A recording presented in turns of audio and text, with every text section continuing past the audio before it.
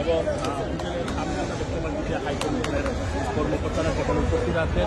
তারেক রহমান গাড়ি থেকে নামবেন এবং গণমাধ্যম কর্মীদের দিকে হাত তুলে শুভেচ্ছা জানিয়ে হোটেলে প্রবেশ করেছেন। আমরা দেখতে পাচ্ছি যে তারেক রহমানের ব্যক্তিগত কর্মকর্তা গাড়ি থেকে তারেক রহমানকে আমরা দেখতে পাচ্ছি যে অভ্যর্থনা জানানো হয়েছে এবং তারেক রহমানের সাথে আমরা কামাল আহমেদকে দেখতে পাচ্ছি। তারেক রহমান গণমাধ্যম কর্মী এবং নেতা কর্মীদের দিকে হাত তুলে ইশারা করলেন এবং অত্যন্ত হাসিখুশিভাবে তিনি হোটেলে প্রবেশ করছেন। আমরা দেখতে পাচ্ছি যে অত্যন্ত হাসিখুশিভাবে তিনি হোটেলে প্রবেশ করছেন।